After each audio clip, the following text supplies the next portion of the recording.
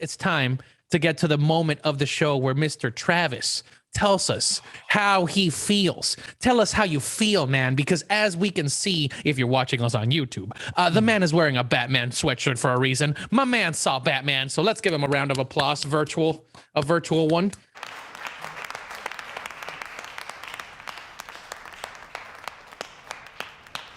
Love to see it.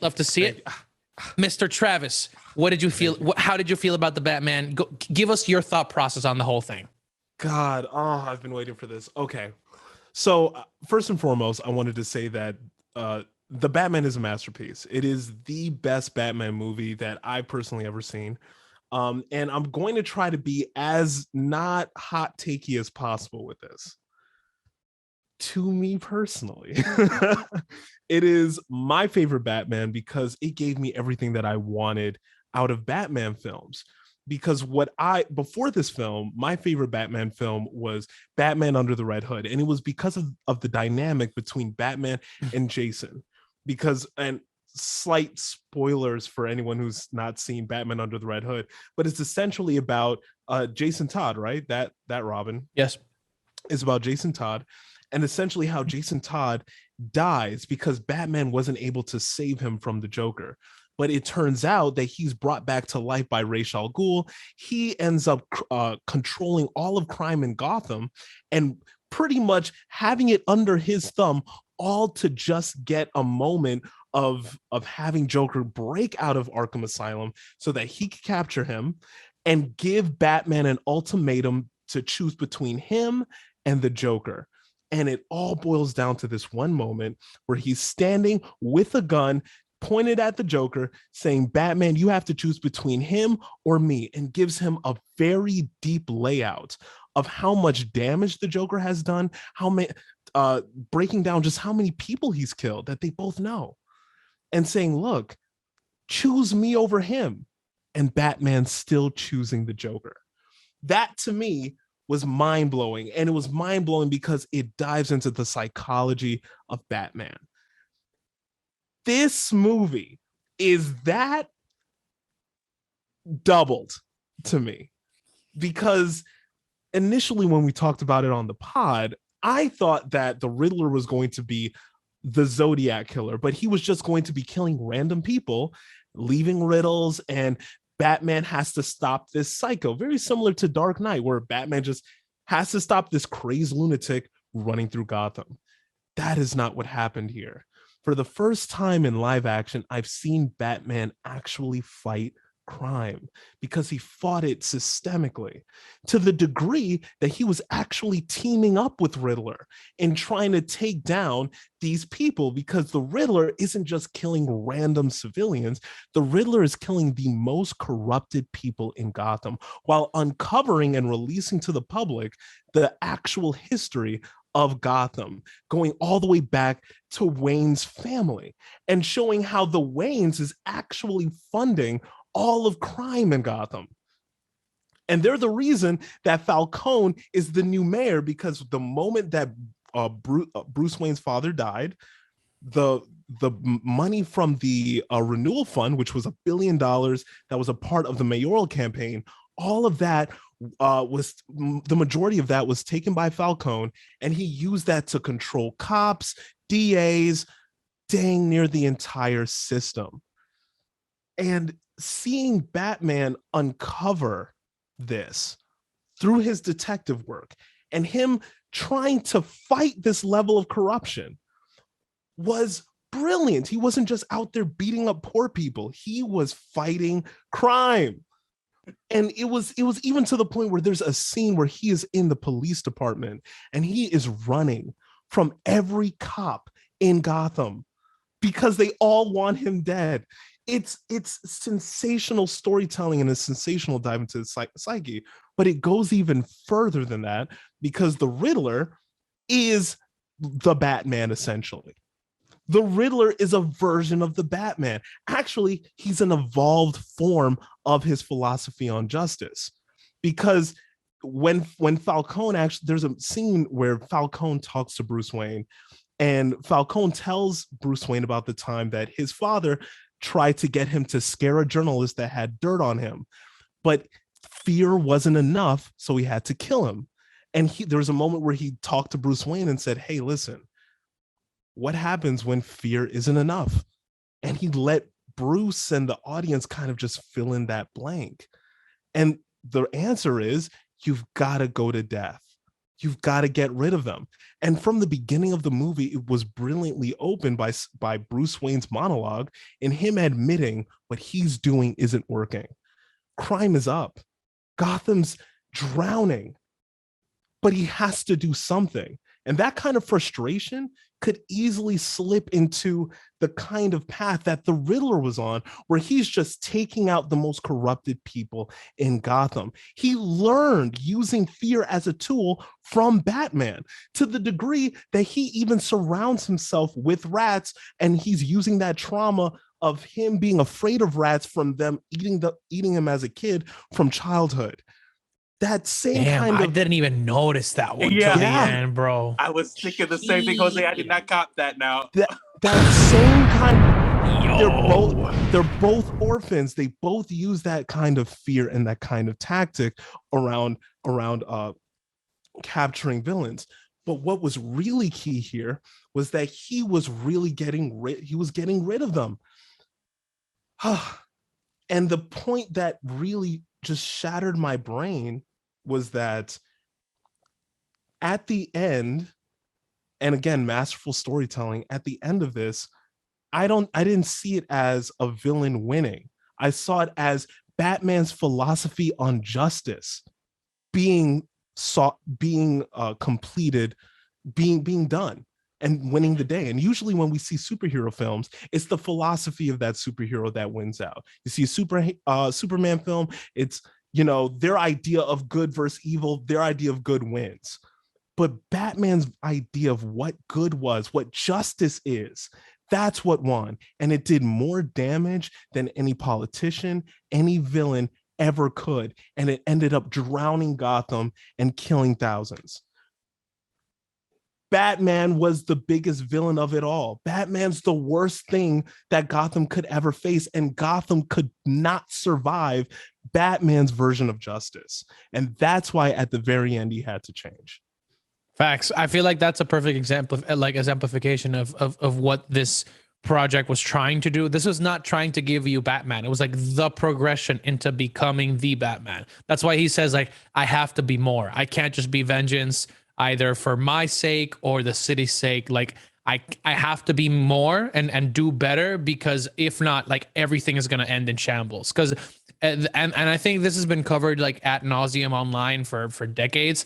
The thing is, like, as Batman becomes wiser, better, and gets like into his prime, like where everything he does seems to go perfectly, and he can deal with like the Justice League and be at this amazing level of human peak. That's what inspires villains of equal or even worse grade to show up in Gotham. That's what shows you the crazy version of the Joker, the craziest version of Bane, the craziest version of the Riddler, Mr. Freeze. Like, they all keep upping the ante because Batman is their inspiration. Like, Batman is the like model to follow, right? As he keeps getting better, the villains keep getting better. And I love the way that you explained it. I mean, I didn't even notice it at the end, because like he also has a bat. He also has a bat in his cage. Like, and I'm like, oh, he's using his fear, learning from what he calls the Batman. I loved it. I liked that. I liked it. And I just want to say one more thing on it. Go. Yeah. Just the when it came to the Riddler, and this is the part where I'm trying to find a way to not make it hot takey. I enjoyed the dynamic between the Batman and the Riddler way more than I enjoyed the dynamic between Heath Ledger and Christian Bale's Bruce Wayne. I felt like seeing another version of Batman that Batman can't stop was way more compelling than seeing Batman just trying to stop some crazed lunatic. Because in the Batman, it's way more about the system of corruption and who Batman is and how that affects Gotham rather than just some evil dude who's crazy. That kind of nuance is phenomenal storytelling. So I'm just, man, I'm just happy that I was able to see this film. No, I definitely agree with you on that. And we kind of talked a little bit in the beginning before the pod started, is that some people have, I guess, criticized the movie specifically in the Riddler because they felt like they wanted more from him and he wasn't doing enough, I guess. But I disagreed. I think he did the proper amount that was needed, and goes to my point that you can make the argument that this was also Riddler's origin story, because we know at the end of the movie, he doesn't die. He's back. He's in jail. Of course, he meets a new friend. But throughout this entire movie, we've even seen hints that he said that the Batman inspired him to do this. And he always had this idea in the back of his head, but he never got the courage to do it until he saw Batman. And we see him going through the motions, like, you know, how we saw him take out the people and stuff. Like, he was a little rusty, but he had his idea together. So you can make the argument that this was also the Riddler's origin story. We're seeing a beginning stage Riddler. And I'm being honest with you. If he can do this kind of damage as a beginner, can you imagine, as you said, Jose, grows and he's better and better? This man would be a freaking monster. Until this movie, I've never been so afraid of the Riddler. When you say the Riddler, like, oh, who is the person you would fear less out of the Batman Rose Gallery? I would have been like, probably Hitler, the Polka Dot Man, maybe, I don't know. And but now looking at this version of Riddler, I'm like, y'all really made the Riddler scary. Or scary, and not just scary, but on top of that, how Travis is saying, very compelling. Because I'm sitting here like, yeah, his methods are messed up, but like, we're finding out some very interesting things with these people. So especially with that DA, like the iconic the line that the Riddler says, if you are justice, please do not lie. What is the price of your blind eye? And he says that Lily will pay Lily 10 grand a month. 10 grand exactly to Lily let him sweep it under the rug, which was a reference to when he used the rug tool. No, it's all perfect. It's perfect. That's good. bicho. Oh, that's good. That's good. Exactly perfect. So I was just like, because he swept it under the rug. I was like, under the rug. Holy crap. I am literally, it ain't a meme. It ain't a meme. I am writing this shit down, bro. I'm making videos on this as soon as we're done with the pod. Oh, yo. That is just insane. It was fantastic. And then when he has that interaction with Batman later, and how you said, Travis, that he pretty much, Batman unintentionally helped bring up the crime and helped him. They helped each other in a way. And even when Riddler was talking to him, like, yeah, you did all this helping and you still don't get it?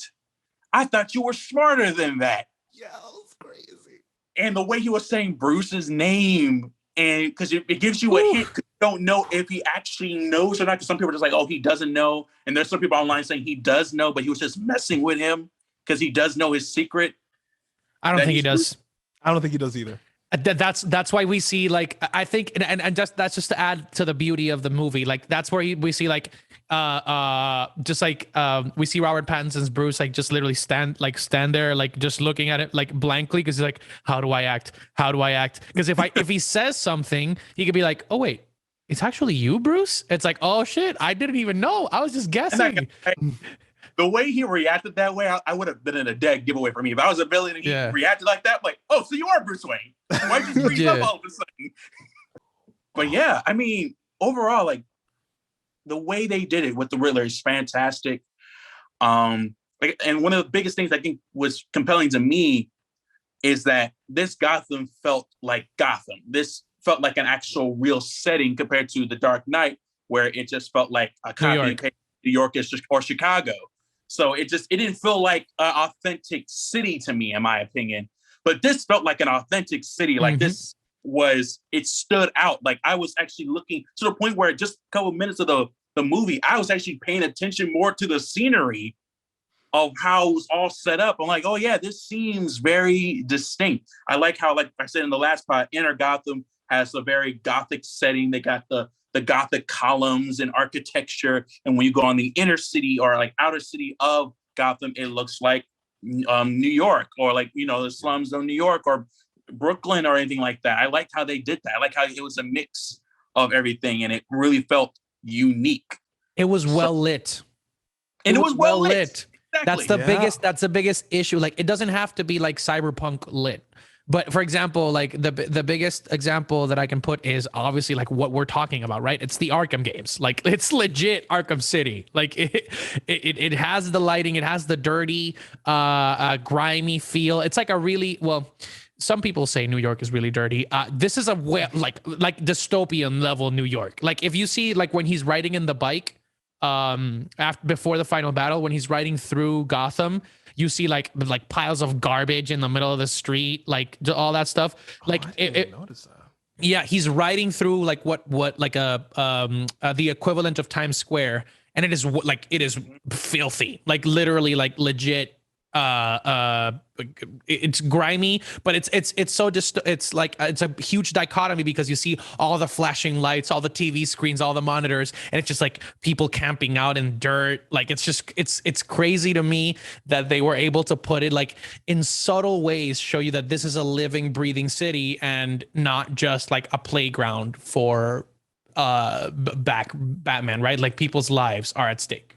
Exactly. I really also like this the very slight mention when the Riddler was uncovering the origin of Gotham, or the founding families, when he talked about the Waynes and the Arkhams. Because as much as I hear Arkham, I never thought of them as a family. And I would have loved more. It made me want more information on who the Arkhams are, especially what led them to opening Arkham Institute. They even kind of touched on that too. Yeah. Like, I really think that was instrumental in making the city feel like it was breathing. Exactly. And then, of course, you got the little nods too. Like, we got the Gotham News Channel. We got all the hints of how they got it all set up. Like you said, you felt like a living, breathing city. Like, it felt real. I could probably go there. I'm not, never will, but I would never go to Gotham. And yeah, I just like the little nods, and it's awesome how they set that all up. And then going back to Riddler, one last thing. I'm not gonna lie, my man had a what's his name? The villain in The Watchmen, Ozymandias. Yeah.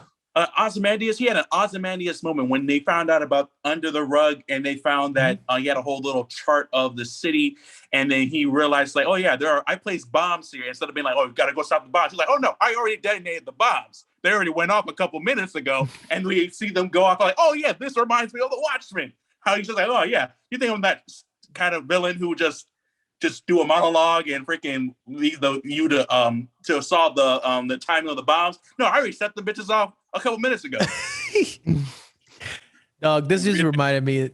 I just thought about something real quick. I would rather live in Shiganshina as the Titan walls were breaking rather than be in Gotham. At least it'll be a quicker death. Could you imagine paying insurance in Gotham? I would rather get stomped on by a Titan. I will not. I bet the rent is freaking abysmal. Here's the thing. People keep saying like, oh, no, it would be pretty bad, very cheap. I said, no, because it seems like it has a New York setting. I bet you the rent will be ridiculously high, even though the city's trash. There was a reason why Selena was missing out on payments and stuff. I wish I looked harder at what she owed. It's probably insane in Gotham. Bro, could you imagine having to pay rent and insurance and mortgages, all that? Like, bro, in Gotham, when you got the Riddler as your tenant? No way, bro. And the sad thing is, you're probably paying like a mobster or somebody, because the insurance company is owned by a gangster. So you're pretty much the mob has you in their pocket technically, and you don't even know it. And like, oh, so you're telling me my whole apartment complex is being run by a mob? Yes. Or no, I was going to say we didn't talk about the Penguin. That's what I was going to say. Yeah. Great minds think alike, man. Like the Penguin. when I looked at the Oscar nominations for The Dark Knight, I saw that only Heath Ledger won a Best Actor anything for it. Mm-hmm. Every other actor was in sound design, direction, etc. Mm-hmm. The Batman, they're going to have a free for all. Everyone came firing on all cylinders. Facts. It is rare. It is a once in a generation kind of performance to see someone totally disappear into a character like that. I was literally in the theater looking at a picture of Colin Farrell while he's on the screen as Penguin, being like, nothing. Like they're totally different people. I thought the Riddler was spectacular. I thought he was perfect for it. I thought that say what? Falcone. John Turturro Falcone as John was Falcone. incredible. Falcone was amazing. And Bruce Wayne, I thought that he played a broken person, a broken man who clearly has been broken since childhood, effortlessly. Like just everybody. It was like a 10 out of 10. You could throw awards all over the place. Yeah, facts. And yeah, Penguin ended up being one of my favorites too. The way he was portrayed, the way he acted, because it basically, in a way, it's also his origin story too. Because we just see him as the right hand to Falcone. Like he's not a like his own leader or any kind. He's basically kind of like the right hand / muscle to Falcone. But after, of course, what happens now, we're gonna see a possible different, upcoming Penguin, because now he could consolidate that power. And I like how they did. And he was even funny too. When they got in, I'm like, oh, Laurent, he's like, yeah, I know what that is. It's the worst Spanish I ever heard. That's not what it is called. This is how you pronounce it. That line he did had me howling in the movie theater when he said, oh, you guys are a real duet, aren't you? You should just harmonize, huh? Yeah. Like I was Dude, the penguin waddle, he's like, hey, don't leave me here. He's just like waddling in the back. I'm like, bro, I love this. Good. But dude, speaking of villains, I think it's the perfect opportunity to segue to our Stackem up, right? Because there's a lot of possible scenarios moving forward, right? So, if for those of you that are new, there's this recurring segment on the show called the Stackem Up, right? Where we each take turns vouching for a specific take, right? And our surprisingly, oh wait, I think this might be the win, right? It's the first to 3 for season 1. Yeah, first to. Oh, because we do it by seasons, right? Like so it's either the first to 5. Okay, first to 5. So going back to the explanation, we'll choose a topic, choose a question, either given by you or from the question bank that we've accumulated over the past year, and we talk about a specific topic. In this case, it is Batman related. And speaking of the Batman, the question is, which villain or villains would you like to see in the second installment of the Batman trilogy? Because we're getting a trilogy and we're also getting 2 spin-off shows, one of them being Arkham and the other one being for the Penguin. So given that one of them is going to be for the Penguin, I think we're gonna like leave that one off, but like that'll be up to the gentleman here. Are you guys ready for the spin decision? Yes, sir. We need those. I'll say, yeah, so Penguin, and then I'll say the Joker, pretty much. They kind of teased whoever, or Mr. Lapp, I'll call at the end. Damn it. The winner of last week is getting first dibs this time. Sag. Okay. Damn it. Let's go. Damn it. Oh, I think is it going to be Mizu? Is it going to be Mizu? Nope. It is me. Okay, wow. So I'm going second. Mizu's going third. All right. So, ladies and gentlemen, we have our order. The question of the week is, which villain do you want to see, or villain pairing would you like to see in the next Batman movie? Travis, you have the floor. My pick is Hugo Strange. Damn it. Oh, damn it. Hugo Strange. I haven't seen really anybody say it before, but Hugo Strange would have been perfect. Is going to be the perfect next villain. Everything that I love about Batman movies, as in the dive into the psychology of Batman and his sense of justice, That's what Hugo Strange is for. He's a genius psychologist, and he's actually one of the earliest villains to uncover the Batman's secret identity. So since we toyed with that idea in the Batman, it'd be great to just see that happen on screen flat out. Also, in the comics, Hugo Strange was actually a part of the reason that Two-Face got his face burned. So that could be even another villain we could kind of segue into, similar to how the Batman had multiple villains. So we had the Riddler and we had Penguin. In this one, we could have Hugo Strange and leading into Two-Face, because in the Batman, since it ended with Gotham City flooding, we could have it that Gotham City flooded, so Arkham Institute flooded, Arkham the psychiatric unit flooded. So there's a lot of villains that are breaking out, and Batman has to hone them in. Hugo Strange is one of the main people that are working for Arkham. So he actually is talking to the press and everything about the breakout. We could even have a whole segue into Harvey Dent, because the DA is dead. Riddler killed the DA, so we could have a new DA rise through the ranks. It would be the perfect sequel. Damn.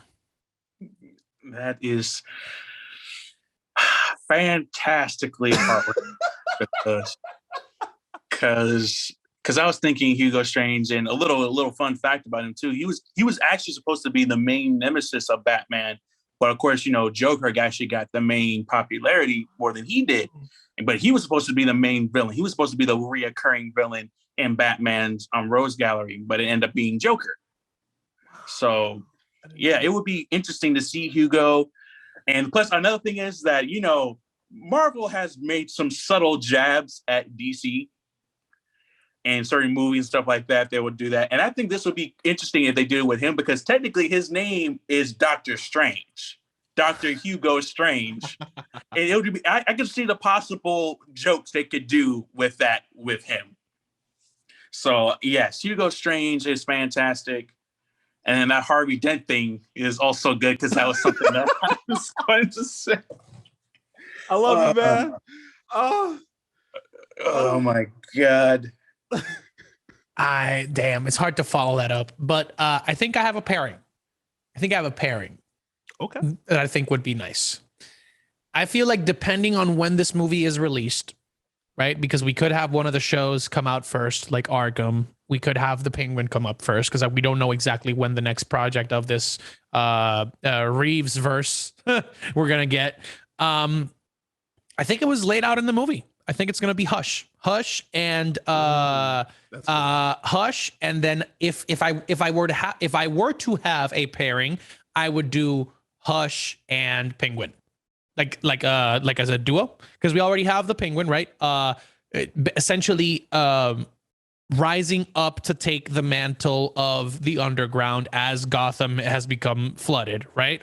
He's the one that's going to take it. Like, that's when Bruce Wayne says some will try to take, it's a power grab, right? It's going to be a power vacuum. Some people will sue him to the surface. In this case, I think having Hush, which has a personal vendetta against Bruce Wayne, since he's a friend, he was a lifelong friend of Bruce Wayne. And then we saw that the person that was killed is Elliot. Their last name was Elliot, just like Thomas Elliot is Hush's name. And we saw in a flash, it says like Hush, because it was a hush payment that Thomas Wayne was trying to give Thomas Elliot. And that's how the Riddler framed it. So I feel like the Joker and the Riddler might be a little bit too early to show. I think that is my train of thought. Leave the Joker and the Riddler for the third movie and just focus on the villain that you've already set up, which is the Penguin, and have him rock with another orphan that has a personal vendetta against the Waynes. Right, because like we're essentially discovering what made Bruce Wayne turn into this vigilante, knowing that like, oh, I'm keeping my family's legacy, like I'm trying to uphold the Wayne name, when in reality the Wayne name is tarnished with blood, just like the other mobsters in the city. So I feel like that conversion of him, like understanding that his family legacy is tarnished and he has to raise it up by himself, facing somebody that's like a friend of that family that got like basically screwed over by that family, makes a lot of sense. So I'm picking Hush / the Penguin. Okay, that's solid. That is solid. But I'm gonna say this. I'm gonna still focus on my main villain, but of course, like, I like how we're doing like secondary villains or villains who can be in the background. So a villain that I would say could be very interesting to be put into this Batman, and even the director himself has contemplated putting this villain in here, and that will be my man, the most sympathetic of all the villains of Batman's Rogues Gallery, Mr. Freeze. Ooh, I like that. First of all, Mr. Freeze is one of the first, I'll say, most sympathetic characters or villains that we get. That's all thanks to the Batman animated series, because he originally was like your standard villain until the Batman animated series decided to make a bold move and change his origin story altogether. And it was so good that it got like noticed, and I believe they won like it won an award. Was it an Oscar or a Golden Globe? I believe. I think it was a Golden Globe. Yeah. Golden Globe. And ever since then, that has been now his definitive origin story about this scientist who fell in love, this German scientist who fell in love with this woman who was a dancer. I'm pretty sure was a ballerina in her time. But then she had a rare blood disease that was going to kill her. So he froze her body to keep her in a cryostasis so he can find a cure for her. And unfortunately, in order to keep that, he had to work under a company to keep her secure. But of course, the people in that company were like, you're wasting our money trying to keep this woman alive and like wasting our funds. So they try to pull the plug on his wife. But of course, in the mix, they end up attacking him and he gets hit with a bunch of chemicals that he's been working with that messes with his body and his biology to the point where he can only survive in sub-zero temperatures. And now this man is, even with all that happening to him, this man is on the mission to save his wife. And here's the thing, and we all loved Wen Wu in Shang-Chi, the main villain, because his whole motivation was to bring back his wife. He wants to save his wife any way he can, and we all loved him for it. This can be DC's Wen Wu, the Mandarin, in a way. A man who is trying to save his spouse, and he would do by any means necessary to do that. And for those who do have significant others in our life, you know, we always say we would do anything for them, but he's showing us what he would do to save her. And I think it'll be cool to see how we're already on this like train of making compelling villains in the Batman. We got the Riddler, whose whole thing was about corruption. Now we have someone who is sympathetic in a sense, where even though Batman saw what Riddler was doing, he still saw him as a villain. Like, hey, you were still doing these bad things in a way your method was all messed up. But now Batman has to deal with somebody who is like, oh, one of those, you know, it's like the whole argument of you got this kid stealing from a pharmacy so he can get medicine for his grandma situation. Like, oh, he's stealing, but like, why is he stealing? It makes sense. The Robin Hood conundrum. Exactly, the Robin Hood conundrum. Now we have the Mr. Freeze. And I think that would be very cool to see him brought back to screen, because the last time we saw him on the movie screen was done by Arnold Schwarzenegger back in the 1997. Exactly. So I think that I would love to see him in that. And that secondary villain, even though you already said it, Travis, I'm going to still say it because I still feel passionate about it. Two-Face. As you mentioned earlier, the DA died, and who's a well-known DA in all of Gotham? Harvey Dent. But here's the thing. I wouldn't make him a secondary villain. I would make him a companion first. Mm-hmm. And then as the story progresses in maybe the next movie, we'll make him a villain. But I want to show an ally Harvey Dent first. After the picture this. We all hear that the DA is dead. We got a new DA coming in, Harvey Dent, known as the White Knight of Gotham. We got Dark Knight, we got the White Knight. Everybody loves Harvey Dent. And we should show that off. Like everybody and the mother is seeing him. And he's also one of the, I believe Two-Face, Harvey Dent is actually one of the first characters ever or to publicly vouch and defend Batman. Wow. Because before the public was on defense about him, even though we have Gordon who works with him, and publicly he didn't really try to associate himself with the Batman. Like, oh, he's just a necessary tool when we need him. But Harvey Dent, being a lawyer of all people too, is defending the Batman in public and thinks that he's important and we need him. And the beautiful thing that makes his character so good is that Harvey Dent in Gotham was actually seen as a walking symbol of hope for Gotham. That, hey, even though things are bad, we got Harvey Dent. He is trying his best. So that's why his fall to grace hurts so much, because not only was he a symbol of hope for Gotham, he was also one of the closest friends to actually Bruce Wayne, because he was also a close friend, just like Thomas Elliot was. And he was also an ally to Batman. He was a trifecta of all of that. So I would start off with him being like just an ally first in that movie. Just like we see him and he talks to Thomas. He could also be the one that convinces Bruce Wayne to get back in get back in the public, because he's all brooding right now and is not understanding his importance. We see Alfred trying to push him there. But what if his old little friend Harvey Dent shows up and say, "Hey man, you need to get out there. You need to show your face. You're the Prince of Gotham, man, and I'm your knight, and I'm here to help you," and all that stuff. And we see this great partnership. And this is gonna hurt so much when it goes downhill later on. So I would say my main villain, though, will be. Okay, main villain, Mr. Freeze. Okay, so we got it. The main one for Travis is Hugo Strange. Are you doing a partnership or just doing Hugo? I'll just do Hugo. Okay, so Hugo on his part.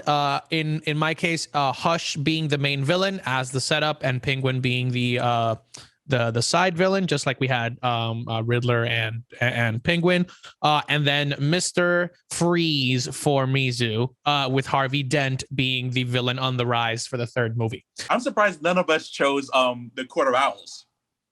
Oh, that's another one that was talked about. Jeez. That's a good one. The only reason I chose Court of Owls is because this first movie was already about corruption, and I just feel like it'll be a repeat per se of that. Because they are like, I would say that can be maybe the Illuminati of Gotham. Yeah. Yeah, exactly. So it depends. That's why I didn't go with it, in my personal opinion. I didn't even think of the Court of Owls. I thought of Calendar Man. If I wasn't first, I was gonna and you guys pick Hugo Strange, I was gonna pick Calendar Man. I think that would be really fascinating, especially how he was done in Long Halloween. Have you guys seen that animated movie? Mm-hmm. Yeah. I was like, yes. I would love to see that on live action. That is the Stackem up. You can find it on my Instagram as soon as the podcast is uploaded. You can vote there. Simple 3-poll question. Finally, we can do three options. It's been doing a lot better. We've had over 1,000 votes every single one, so at least so far that we've done. So that is huge for us. So thank you guys so much for voting.